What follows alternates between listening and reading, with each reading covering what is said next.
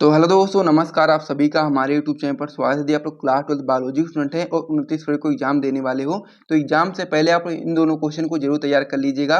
इन दोनों प्रश्नों को मैं आज रिवाइज करवाने वाला हूं आपको, तो इसीलिए आप वीडियो को बिल्कुल भी स्किप मत करिएगा, केवल ध्यान से देख लीजिएगा और सुन लीजिएगा। क्योंकि यदि क्वेश्चन आपकी बोर्ड परीक्षा में आ गया और आप लोगों ने इसे बिल्कुल भी देखा नहीं है, तो ये आपके बोर्ड परीक्षा में आपके नंबर खा जाएगा। तो इसीलिए आप लोग इसको एक बार देख लीजिए, आपको अच्छे से समझ में आ जाएगा कि क्वेश्चन क्या होने वाला। पहला क्वेश्चन आपका होने वाला है, पारिस्थितिक तंत्र की परिभाषा लिखिए, खाद्य श्रृंखला एवं खाद्य जाल में अंतर स्पष्ट कीजिए। वेरी इंपॉर्टेंट क्वेश्चन होता है, एनसीईआरटी का क्वेश्चन भी होता है। 2007 में, 8 में, 9 में, 11 में, 14 में, 16 में आया हुआ है। आपको पता होना चाहिए कि खाद्य श्रृंखला एवं खाद्य जाल में क्या अंतर होता है, और एक खाद्य श्रृंखला या फिर खाद्य जाल अलग से भी आ सकती है। तो इसे आपको यहाँ पर अच्छे तरीके से याद रख लेना है। सबसे पहले हम लोग को बताना है पारिस्थितिक तंत्र की परिभाषा। तो पारिस्थितिक तंत्र की परिभाषा में बताओगे कि वह तंत्र जो वातावरण के जैविक तथा अजैविक कारकों के परस्पर संबंधों तथा प्रक्रियाओं को व्यक्त करता है, पारितंत्र या फिर पारिस्थितिक तंत्र कहलाता है। क्या होता है कि वह तंत्र जो वातावरण के जैविक तथा अजैविक कारकों के परस्पर संबंधों तथा प्रक्रियाओं को व्यक्त करता है, पारितंत्र या फिर पारिस्थितिक तंत्र कहलाता है। इसमें आप लोग बता सकते हैं कि खाद्य श्रृंखला और खाद्य जाल में अब हम लोग यहाँ पर अंतर देखने वाले हैं, क्योंकि पारितंत्र की परिभाषा तो हम लोग समझ ही गए हैं। अब हम लोग यहाँ पर खाद्य श्रृंखला और खाद्य जाल में क्या अंतर होता है उसको देख लेते हैं।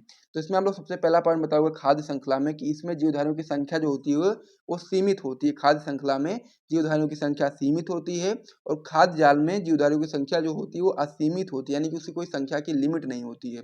इसमें खाद्य श्रृंखला में दूसरा पॉइंट हो जाता है कि इसमें केवल एक श्रृंखला होती है, यानी कि खाद्य श्रृंखला में केवल एक श्रृंखला होती है, और खाद्य जाल में अनेक, बोल सकते हो आप लोग, अनेक खाद्य श्रृंखलाएं मिलकर के खाद्य जाल बनाती हैं। तो इस प्रकार से दो दो पॉइंट इसमें हो गए।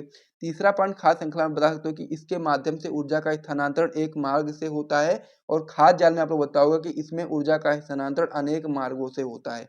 तो इस प्रकार से खाद्य श्रृंखला और खाद्य जाल में अंतर भी आप लोगों ने समझ लिया है। तो पहला जो क्वेश्चन था कि पारिस्थितिक तंत्र की परिभाषा लिखिए तथा खाद्य जाल एवं खाद्य श्रृंखला में अंतर स्पष्ट कीजिए, उसे मैंने आपको समझा दिया है। अब इसमें आपका जो दूसरा क्वेश्चन होने वाला है उसको आइए देख लेते हैं।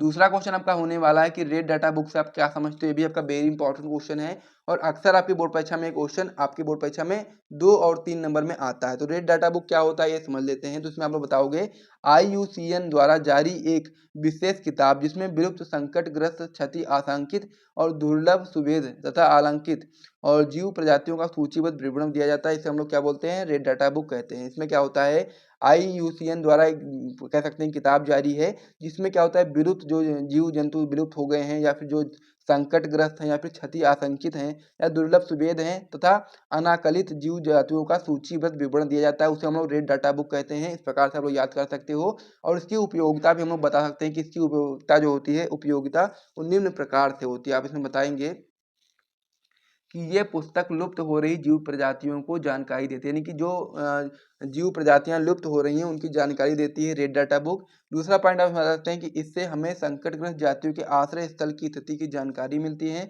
यानी कि जो जातियां संकटग्रस्त हैं उनके जो जहाँ पर रहते हैं उनके स्थल की हमको यहाँ पर जानकारी मिलती है इस बुक से। तीसरा पॉइंट आपका इसमें हो जाता है कि ये हमें वर्तमान में उपलब्ध जीवों की संख्या उपलब्ध कराती है, यानी कि ये हमें जो वर्तमान में उपलब्ध जीव हैं उनकी संख्या को उपलब्ध कराता है। चौथा पॉइंट आपका इसमें दिया जाएगा कि यह पुस्तक आंकड़ों के माध्यम से लोगों को जीव संरक्षण के लिए प्रेरित करती है। तो इस प्रकार से रेड डाटा बुक क्या होता है इसे भी आप लोगों ने समझ लिया है। और यहाँ तक आपको वीडियो पसंद आया तो वीडियो को लाइक कर दीजिए, साथ में चैनल को भी सब्सक्राइब कर दीजिए। फिर हम लोग वीडियो को समाप्त करते हैं, मिलते हैं नेक्स्ट वीडियो में, तब तक के लिए जय हिंद।